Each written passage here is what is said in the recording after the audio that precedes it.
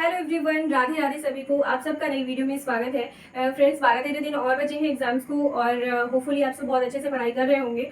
और आप सबके बहुत सारे मैसेजेस आए हैं कि मैं थोड़ा सा 12-13 दिन के लिए किस तरह से रणनीति बनाऊं या किस तरह से मैं पढ़ूंगी, सिलेबस पूरा फिर से रिविजन हो जाए और थोड़ी प्रैक्टिस भी हो जाए। और दूसरा क्वेश्चन ये है कि क्या हमें अभी टेस्ट सीरीज देना चाहिए और कितना देना चाहिए और क्या ये बहुत ज़रूरी है, इस तरह का। और यूपी जीके के लिए भी क्वेश्चन आए हैं कि किस तरह से किया जाए।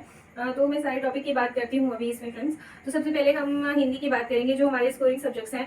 तो देखिए फ्रेंड्स, अभी तो ऑनेस्टली टाइम नहीं है कि हम एक एक चैप्टर को लेकर के बैठे और करें, और इसमें हो ही नहीं सकता है किसी एक भी सब्जेक्ट का हर चैप्टर अगर हम पढ़ना चाहें एक एक दिन में तो पॉसिबल नहीं है, क्योंकि हिंदी में ही लगभग 30 चैप्टर्स हैं। तो लेकिन हमें थोड़ा सा अलग तरीके से काम करना होगा, जिससे क्योंकि हमने पहले पढ़ा भी है, रिवीजन भी किया है। तो किस तरह से हमें नेक्स्ट आगे काम करना चाहिए जिससे कि जो चीज़ें हमने पढ़ी है वो पूरा का पूरा हमारा फिर से कवर हो जाए और प्रैक्टिस भी हो जाए। तो देखिए, सबसे पहले अगर हम हिंदी की बात करते हैं तो हिंदी में नियर अबाउट 30 चैप्टर्स हैं। तो उसमें हमें जैसे कुछ चैप्टर्स ऐसे हैं जिनका हमें कोई कंसेप्ट नहीं तैयार करना है, जैसे पर्यायवाची हुए और विलोम शब्द हुए, वाक्य के लिए एक शब्द हुए और युग्मक शब्द हुए, जिसको संश्रुति भिन्नार्थक शब्द भी कहते हैं। और जैसे कुछ और चैप्टर्स हुए, संज्ञा सर्वनाम और काल वचन कारक, ये सारे चैप्टर्स हुए। तो इन सब में ऐसा कोई कंसेप्ट नहीं है फ्रेंड्स की जिसको हमें बहुत बैठ करके पढ़ना होगा। तो लेकिन हाँ, कुछ क्वेश्चंस आ जाते हैं ऐसे कि इसके क्या भेद हैं, कितने भेद हैं, थोड़ा थोड़ा सा डिफरेंट कभी कभी पूछ लिया जाता है। तो ये सब चीज़ें देखनी होंगी और ये सब हमारी तैयार बहुत अच्छे तरीके से कहाँ से हो सकती हैं, तो ये तैयार हो सकती है हमें प्रैक्टिस करके। जो भी अभी तक एग्जाम्स हुए हैं उसके बिहाफ पे जो भी क्वेश्चंस बनाए गए हैं, जो प्रैक्टिस सेट बनाया गया है, उसको आप लीजिए, वहाँ से क्वेश्चन करिए।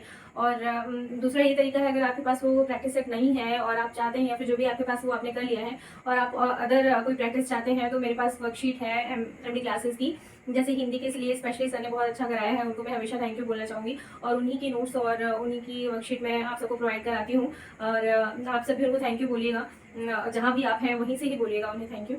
और तो मैं उनकी वर्कशीट आपको प्रोवाइड करा दूंगी और आप वहाँ से क्वेश्चंस कर सकते हैं। जैसे आपने क्रिया चैप्टर पढ़ा है पहले ही, तो क्रिया के अगर मैं क्वेश्चन आपको प्रोवाइड करा दे रही हूँ, तो आप जैसे उसमें 50 क्वेश्चन है तो कंसेप्ट आपका क्लियर है, तो 50 क्वेश्चन में अगर 20-30-35 क्वेश्चन आप कर ले जाते हैं, कर रहे हैं और उसमें तो 20-30 क्वेश्चन करके ही आपको समझ में आ जाएगा कि आपका कहाँ कंसेप्ट नहीं क्लियर है या फिर क्या चीज़ें छूट रही हैं। तो आप अपनी नोटबुक उठाइए और या फिर जहाँ से भी आपने पढ़ा है उसको आप 10 मिनट 5 मिनट के अंदर ही रिवीजन कर लीजिए, तो एक तरह से आपका एक चैप्टर कंप्लीट हो जाएगा।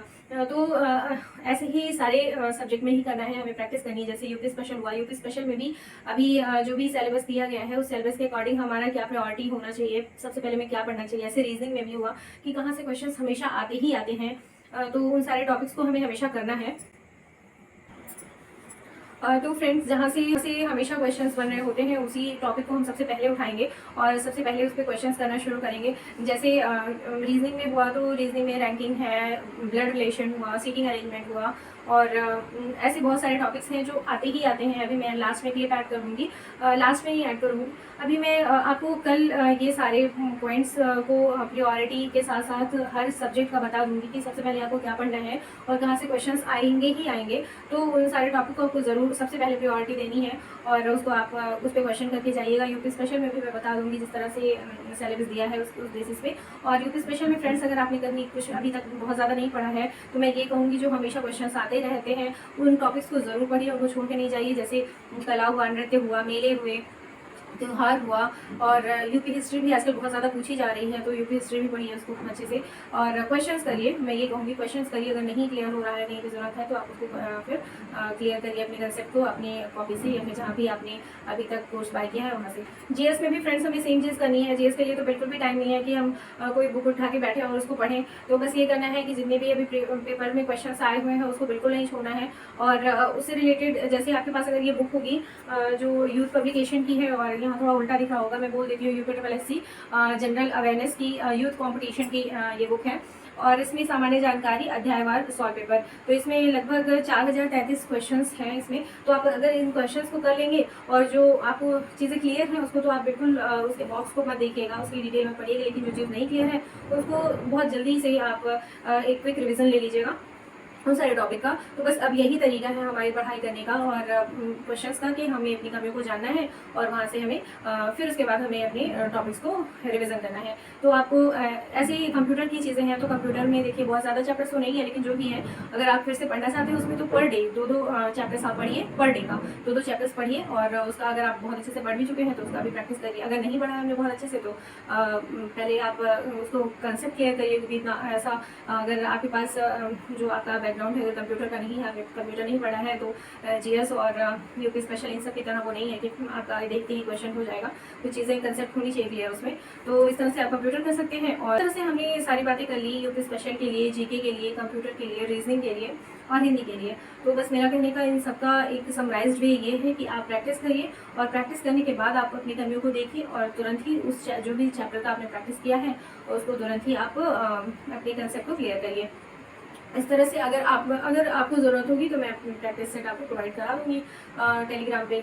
और दूसरी बात फ्रेंड्स ये कि अगर टेस्ट सीरीज का हमें देना चाहिए और कितना टेस्ट सीरीज देना है तो बिल्कुल आप टेस्ट सीरीज दीजिए। जिसके पास अभी आपने रिवीजन कर लिया है तो यही तो समय है आपको टेस्ट देना चाहिए। लेकिन अगर आपने कहीं से पढ़ाई भी की है लेकिन अभी भी मन ऐसा हो रहा है कि नहीं क्लियर है, चीज़ें नहीं हो पा रही हैं और हौच पौच हो जा रही हैं चीज़ें, तो आप यही तरीका है, आप हर सब्जेक्ट का टॉपिक उठाइए और उसके प्रैक्टिस करिए। और ये प्रैक्टिस में आपको क्वेश्चंस ही तो मिलेंगे। सबसे पहले आप क्वेश्चंस को देखिए, करिए खुद, उसके बाद आप उसका सोल्यूशन देखिए, आंसर्स देखिए और सोल्यूशन देखिए।